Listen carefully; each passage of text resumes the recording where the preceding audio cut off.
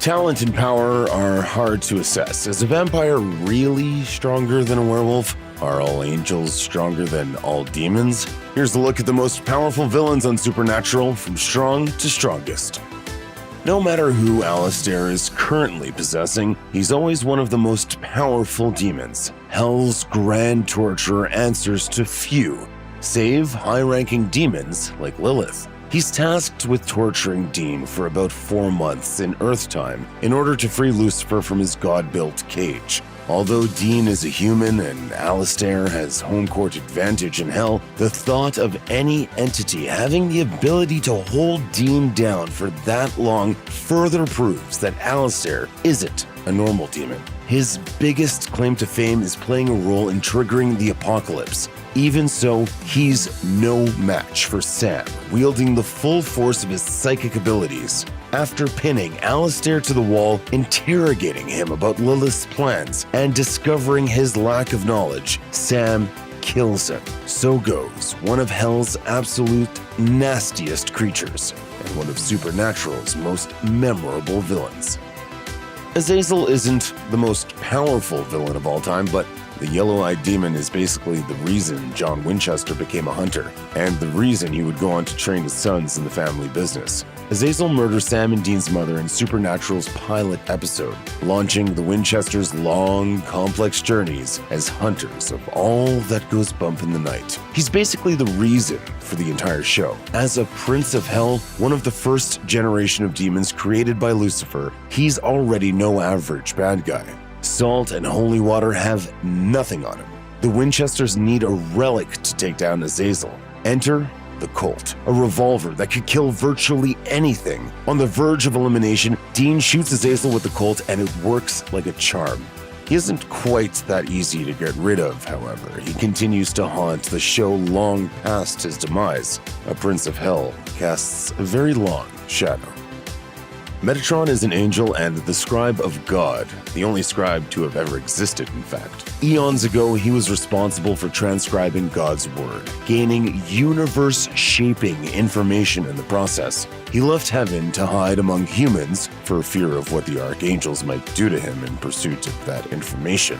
Metatron is the creator of the Angel Tablet, which grants immense power to those in contact with it. Power he eventually exploits to expel all angels from heaven. While this makes Metatron unimaginably powerful, his rule is short-lived, and he ends up locked in Heaven's dungeon for his crimes. Even though he's eventually imploded into nothingness by Amara, he still remains an unforgettable character.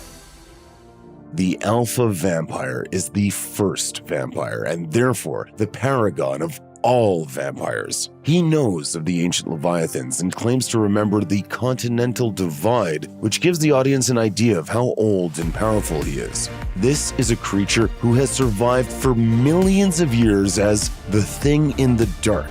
It would be an understatement to say he's not to be trifled with.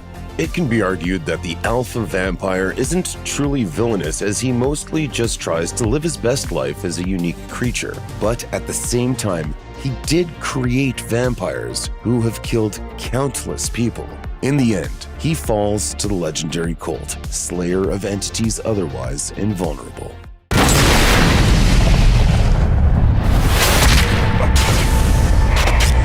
Abaddon, a Knight of Hell, took down the original Men of Letters single-handedly. She's the worst kind of villain, at least from the Winchesters' perspective, massively powerful and absolutely desperate for control. Trained by the biblical Cain, Abaddon is an ancient threat, well accustomed to blood and mayhem. There is no one she won't possess, slaughter, or maim in order to get what she wants. After time traveling to the present day, she decides to pursue her biggest plan yet: become the Queen of Hell. Like so many baddies, she wants to rule the world through vast armies, reserves of power, and iron law.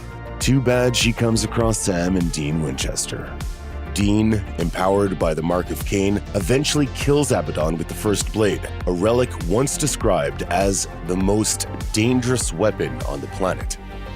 Lilith is the first demon Lucifer ever created and the highest-ranking demon, second only to Lucifer himself. She's also the final seal of the 66 that, when broken, frees Lucifer from his cage. Even her death furthers a malicious agenda.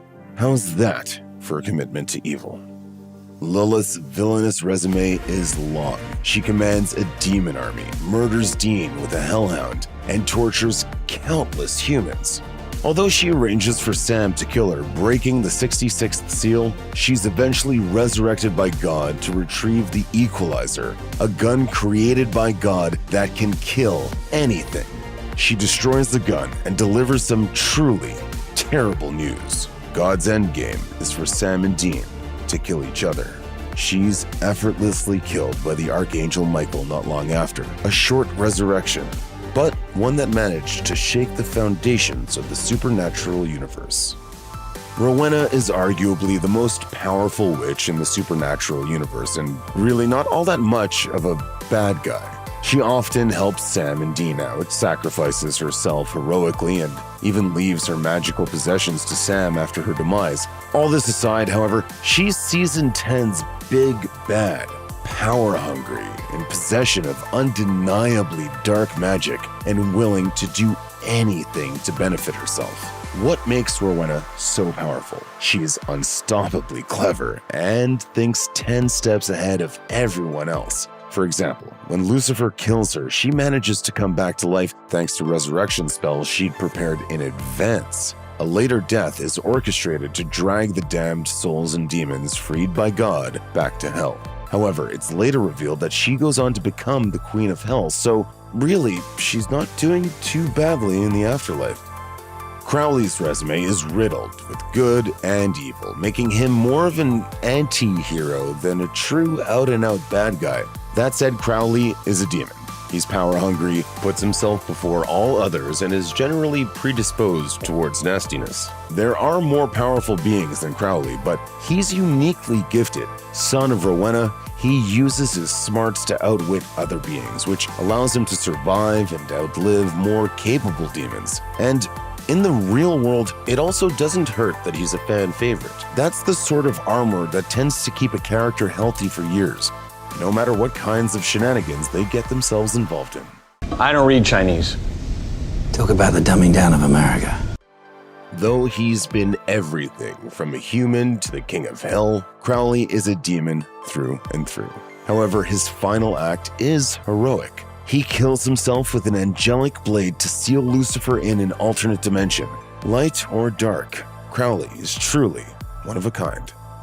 The mother of all monsters is named Eve, and as her title suggests, Eve created the very first versions of each monster, the Alphas. Eve is older than angels and hell itself. She loves her children, despite their monstrous natures, and while she cannot claim the highest body count on the show, the amount of destruction and death her children bring to the world is unfathomable. While Eve is only around for one season, she isn't a pushover. There's only one viable way to kill her: Phoenix Ash. Once the heroes find it, Dean consumes the ash in a shot of liquor, then goads Eve into biting him, killing her. Once upon a time, Dick Roman was a billionaire businessman. Then he was murdered and replaced by the leader of the Leviathans, creatures so powerful God created purgatory to lock them away forever. When a billionaire is combined with God's first monsters, the result is one of the most powerful beings on Supernatural. Leviathan Dick Roman isn't only one of the oldest beings of the series, but he's also considered one of the most powerful. Naturally, it takes a special weapon, the bone of a righteous mortal washed in the 3 bloods of the fallen, to take him down for good. Without this weapon, the Leviathans likely would have taken over the world. Despite the Leviathan's legendary brutality, Leviathan Dick Roman only hangs around for a single season. He might be an ancient figure of menace, but he goes up against Sam and Dean, and eons old baddies don't tend to fare too well against the relentless brothers. Raphael is an archangel, one of the most powerful creatures in the supernatural universe. He can summon massive storms, seems omniscient, and can black out the entire eastern seaboard with a blink. He's ancient, unknowable, and altogether scary. Although Raphael's time on Supernatural is fairly short-lived, he's one of the most powerful beings on the show. Few things can actually kill an archangel. other archangels, God, Amara, or a handful of ancient weapons. He's about as untouchable as a creature can get, which makes it all the more impressive that Kashtil is able to take him down. Even then, he can only do it when supercharged by all the souls in Purgatory. Like his brothers Lucifer, Raphael, and Gabriel, Michael is an archangel. However, the Michael of the alternate universe known as Apocalypse World is easily one of the most powerful creations in the series, and one of the toughest villains Sam and Dean are ever forced to stop. In his world, one torn apart by the absence of the Winchester brothers, he's a conqueror of unimaginable power. He's often referred to as the Genghis Khan of its ruined landscape.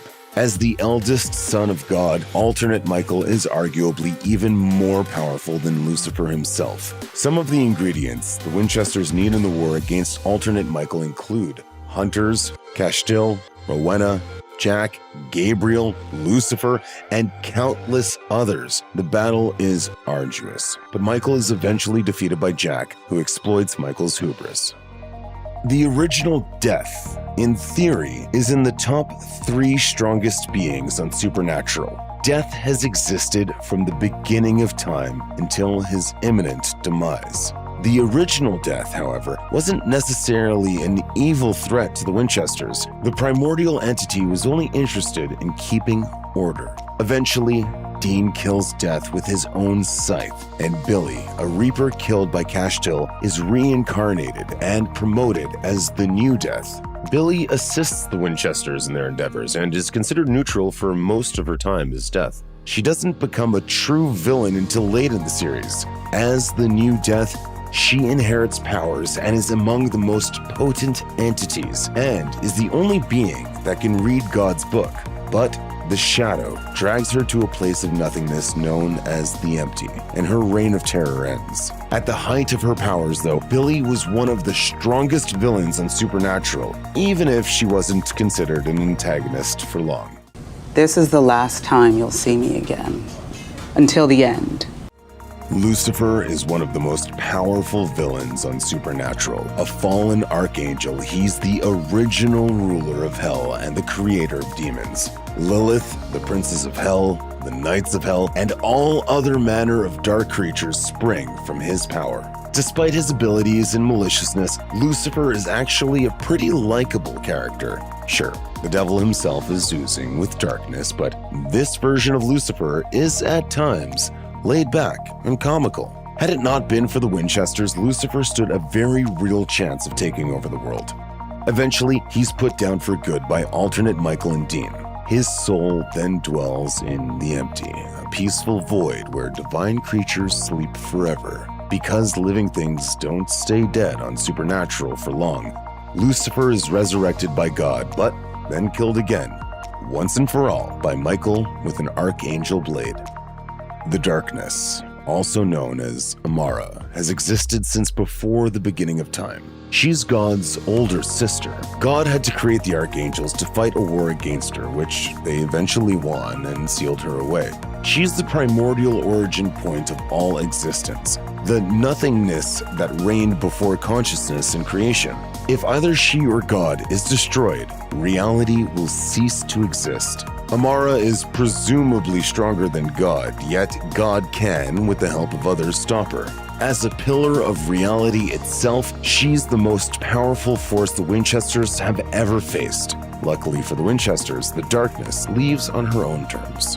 But then, Amara completely rewrites history in the final season, claiming that she and God were born simultaneously. She allows God to absorb her, but luckily a juiced-up Jack absorbs God's powers and becomes the new Almighty. Amara is also absorbed by Jack, and they live in harmony. From an aspiring writer to the creator of the universe, Chuck has a long and complicated history. Chuck is seen as a good guy, or at least a mutual party to the Winchesters, for a good portion of the series. It's not until the end of Supernatural when he's considered a full-on villain and, in fact, the big bad of the entire series. For a long time, Amara was the perceived strongest being, but Chuck being revealed as the big bad of Supernatural counts for a lot, as he's the final boss that stands in the way of Dean and Sam's happiness. At the height of his powers, Chuck absorbs Amara, making him an unstoppable force and the most powerful villain ever. But alas, it's short-lived. Jack strips Chuck of his powers, and the creator of the universe is left to live out the rest of his days as a mere mortal. The story, to Chuck's dismay, continues without him. Check out one of our newest videos right here. Plus, even more Looper videos about Supernatural are coming soon. Subscribe to our YouTube channel and hit the bell so you don't miss a single one.